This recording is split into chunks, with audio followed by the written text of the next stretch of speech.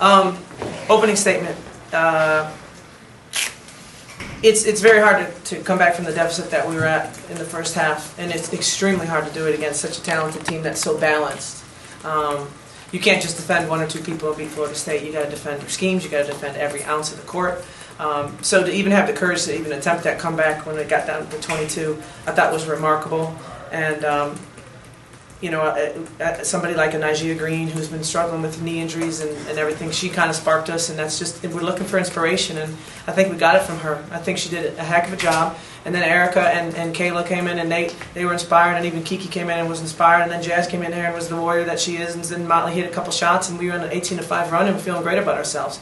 At that point, though, I think we had some just exhaustion turnovers. I mean, it was so hard to generate, you know, to stop this high-volume offense, Florida State's high-volume offense, and to hold them to 31 in the second half. I thought we had to keep this thing under 70 to win. And then there we were with the ball, and maybe we just threw it off our leg, or maybe we just made a fumble just because it was taking so much energy to come back from that deficit. Those key moments, you know, we lay up at the rim, you know, stuff like that, if we're going to win that, we got to do everything almost perfect towards the end there. It's got to be just completely clean basketball. But, you know, this second half team, how we played, if this team packs it up and goes to Greensboro, we're going to be just fine.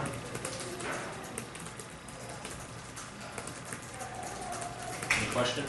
Coach, it seems like, I mean, you're still pretty solidly, I think, on the bubble and everything, you know, with the win over Notre Dame, 500 record in the ACC. Do you feel like one more win at the ACC tournament? Oh, heck yeah. Yeah, heck yeah. I do. And, I mean, and I'll say this, and I say it very clearly, the ACC is so good, and your record come down to who you play, when you play them, and where you play them.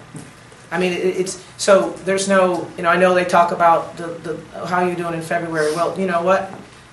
We played a lot of ranked teams in February, so I don't, and it doesn't dismiss the 8 wins that we had. And I think it's really important that people understand that we were on the road for a stretch there, and you know, it's the ACC travel is the real deal. I mean, we're not, you know, driving, and so we had a tough stretch there, and but at the same time, are we a quality basketball team? We're one of the top 64 teams in the country. You better darn believe we are, and you can ask Sue Summerall that, and I'm sure she'll say yes, they are too. So it's just the ACC, and anyone who can get through this conference and go 500 has done a remarkable job.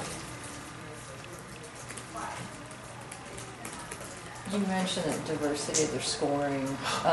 Is that maybe what makes them the toughest of all? And maybe if you could address that in one of the players, because they're so diverse. These bags under my eyes are well earned. When you start a game plan with Florida State, I mean, they're one of the very few teams that we played, including Notre Dame. They're one of the very few teams that you play that, based on their last 2 games, you decide who you have to stop. It's not just look at the stat sheet. It's, oh my God. The last game, Bolgak just had a monster game, and Conwright might have been. The last game, Romero had 10 assists. You know, and Brittany Brown last game had a double-double. So it's so hard to figure out where to start. And I am not exaggerating when I think Florida State is a potential Final Four team. I set it up in Tallahassee, and I'll say it again today. I just, you know, they don't lose their composure.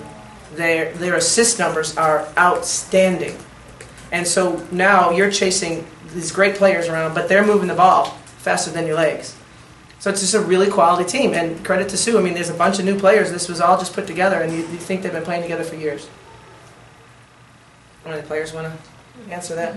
It's definitely a different team last year. Last year, you know, they had Cheetah, Delgado, and Howard, and this year it's basically the whole team on the scout. So you just have to know, you know, we had a bunch of defensive schemes and a bunch of switching. So you switch, first you're on Conwright, then you're on Romero, and then maybe you get on Slaughter. And then you're getting posted up by yeah, and then you get posted up. So it's just knowing, you know, how many players do what, and I think like 4 of them are in double digits. So it's like you never know who's gonna come up each night.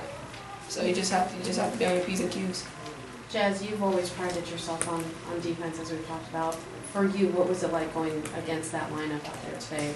I know you had a couple blocks and hit some milestones, but from your perspective, what they were able to do? I get excited.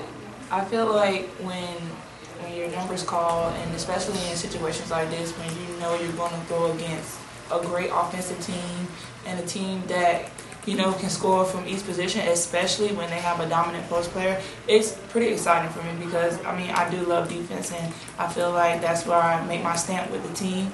And it is difficult. You have to be prepared. Just like Mom was saying, you have to be on your P's and Q's. You have to be focused. This is not one of those games where you come into it and you just say, oh, okay, I think I'm going to play basketball today. No, you prepare for this. You think about this all day, every day until it's time. And when your number's called, you got to be ready. Katie, how quickly do you start thinking Virginia? Already did. We talked about it in the locker room. That's just, and let the young kids, we got a lot of people who have not played in the ACC tournament, let them know it's the best tournament in the country. And the scores today, the things that have happened the last 2 weeks in this conference, that's why you just pack it up and go to the tournament, because Lord knows what's going to happen.